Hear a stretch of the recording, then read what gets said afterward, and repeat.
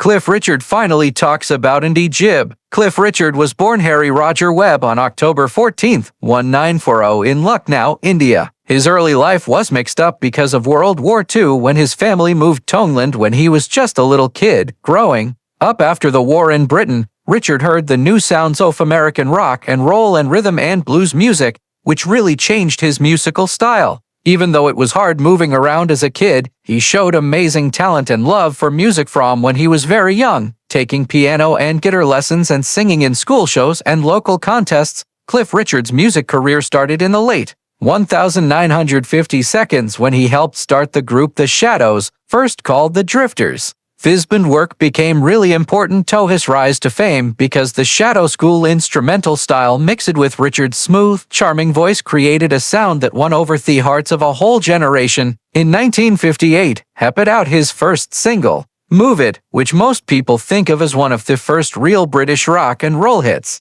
This important recording not only made Richard a big name in the British music world, but also helped start what people called the British invasion that took over the world music scene in the 1960s. Throughout his career, Cliff Richard got an amazing amount of success that lasted a long time, becoming one of the best-selling artists in the United Kingdom and around the world. Over 60 years, he has put out more than 70 albums and 130 singles, many of which made it to the top of the charts. His ability to perform different kinds of music, easily moving between rock, pop, gospel, and even musical theater, shows a rare skill to change and dedication to his work. Hits such as Living Doll, Bachelor Boy, and We Don't Talk Anymore not only topped the charts, but also became cultural symbols representing changing tastes and styles of many different generations. Besides his musical success, Cliff Richard is celebrated for his amazing hard work, humility, and never-ending commitment to his fans.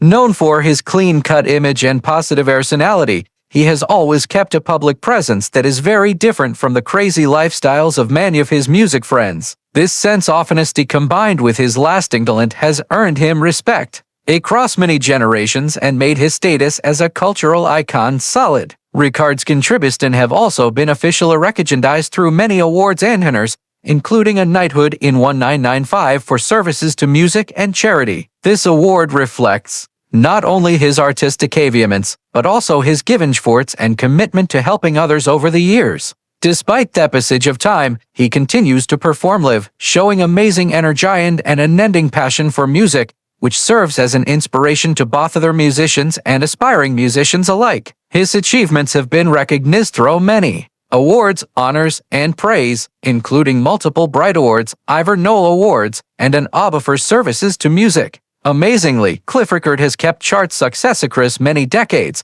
something few artists have done with over 130 singles reaching the UK charts, more than any other solo artist in British history. His influence on the music industry is huge. He not only paved the way for future generations of British pop and rock musicians, but also showed the lasting power of dedication, discipline, and passion for one's craft. In November 2013, Cliff Richard put out the studio album, The Fabulous Rock and Roll Songbook, a project that was especially meaningful to him because it honored the early rock and roll music that had inspired his career in the first place. The record was basically a tribute to a collection filled with his versions of classic songs from legendary artists such as Elvis Presley, Little Richard, Chuck Berry, Jerry Lee Lewis, and Buddy Holly. Cliff had often talked about how these pioneering figures shaped his own musical style, and the album allowed him to revisit that time and bring his interpretations to a new generation of listeners. The release came at a time when Richard was already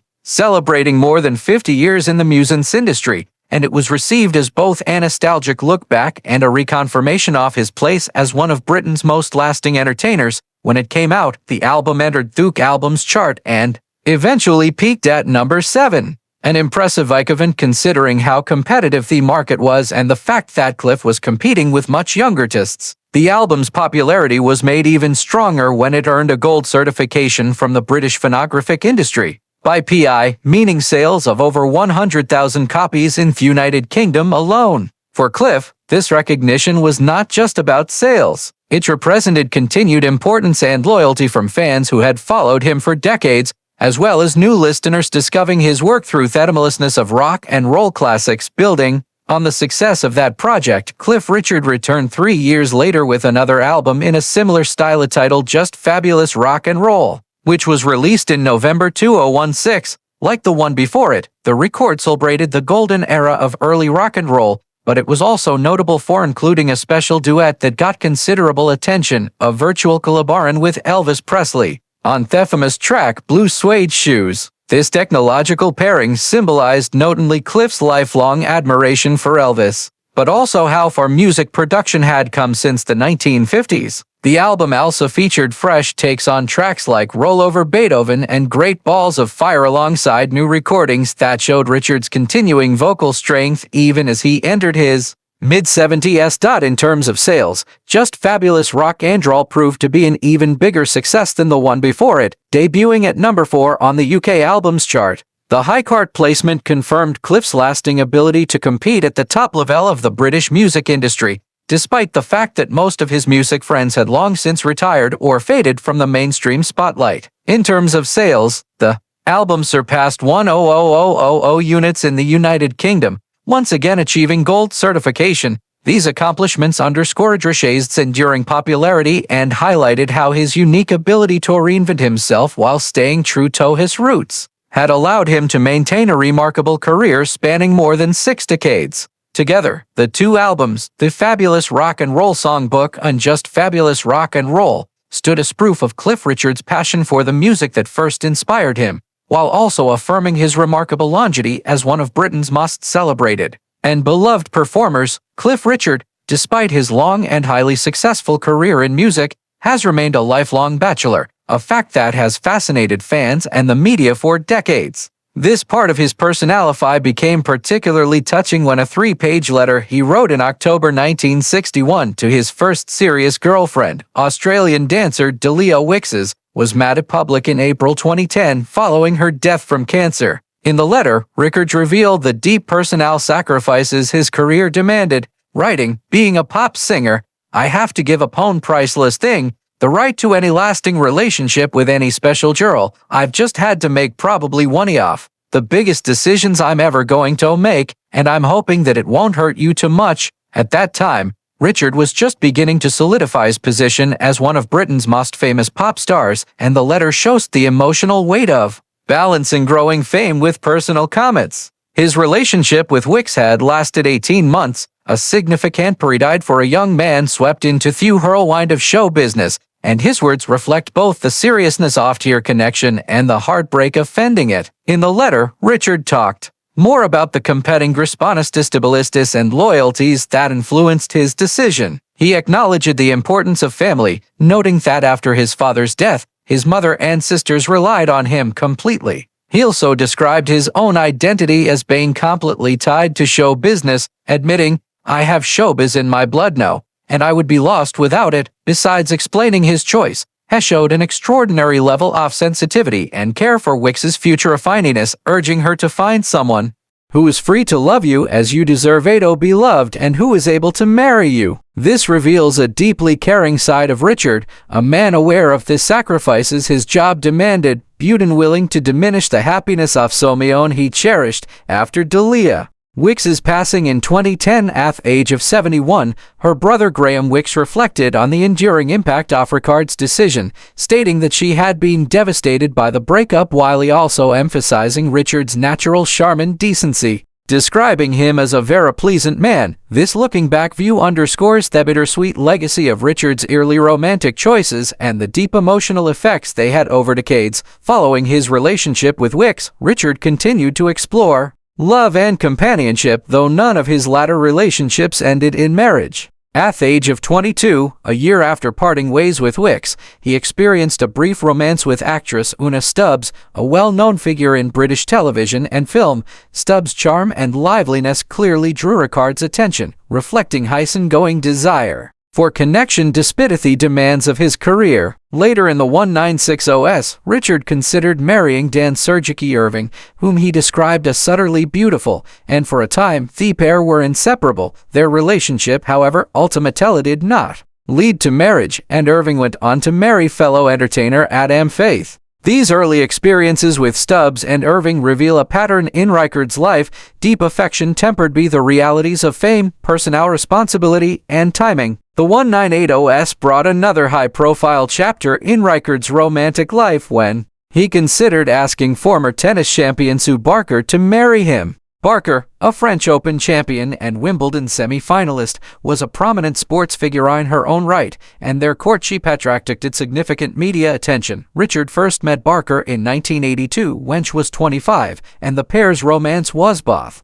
public and intensely watched. His devotion was evident when he traveled to Denmark to watch her compete, a gesture that symbolized both personal affection and public commitment. They were later photographed together at Wimbledon, cuddling and holding hands, cementing their status as a celebrity couple in the eyes of the British press. In interviews from early 1983, Richard openly discussed the possibility of marriage with Barker, stating, "I'm seeing Sue, the only girl I want to see at the moment, and if marriage comes on the horizon, I shall relish it." Despite this, by September 1983, he tempered expectations, acknowledging that marriage was not immediately vital, telling the press, "It's not vital to get married, and it's not vital to be a father. But I would like to settle down and have a family one day." Their public statements demonstrate the tension between Richard's desire for personal fulfillment and his measured, practical approach to relationships. In July 1984, Barker herself expressed her deep affection, saying, "I love him, he's great, and I'm sure we love each other," which illustrates the genuine emotional connection between them, even if it did not ultimately result in marriage. For decades, the story of Andy Gibb's tragically short life and career has been retold countless times by fans, family, and music historians. Andy, the youngest brother of the legendary Gibb, rose to fame at an almost super-fast pace in the late 1970s, only to be gone by the age of 30. His charm, his looks, and his undeniable vocal talent made him a heartthrob. But behind the scenes, he battled personal demons that ultimately overshadowed his career. One figure who had remained notable yet on the subject was Cliff Richard, the British music icon whose career has spanned over 6 decades. Though Cliff and Andy moved in overlapping circles within the entertainment industry, Cliff never publicly spoke at length about Andy until now. In a rare moment of reflection, Cliff finally broke his silence, offering heartfelt words about Andy's life, his music, and the struggles he faced. Cliff began by addressing Andy's talent. Andy was one of those rare performers who seemed to have everything. He had the looks, the voice, and the charisma that pulled people in instantly. You remember thinking that he didn't just sing songs, he lived them. He made you feel every note. Cliff's words underline what millions often already knew, that Andy was not simply another young pop star, but an artist who radiated realness and vulnerability through his performances. Cliff went on to acknowledge how Andy's sudden fame was both a blessing and a burden. The industry can be very unkind, especially to someone so young. Andy was only a teenager when the spotlight found him, and it never let go. Success came so quickly that he didn't have time to find his footing. One moment he was this young man with dreams, and the next moment he was living those dreams at a speed that would overwhelm anyone. This reflection is especially touching coming from Cliff, who himself experienced the roller coaster of fame at a young age. His perspective highlights how Andy's rapid rise left him without the stability or guidance needed to withstand the pressures of stardom. The conversation then turned to Andy's struggles with personal issues, particularly his battles with addiction. Cliff spoke with deep compassion. "It's heartbreaking when talent like that is clouded by pain. I think Andy carried more weight on his shoulders than he ever let on. The fame, the expectations, and his own personal battles. It was too much. And when you don't have the right support, it's very easy to lose yourself." His words remind us that Andy was not just a celebrity figure, but a human being dealing with very real challenges that fame only made bigger. Despite the struggles, Cliff was eager to emphasize the joy Andy brought to people's lives.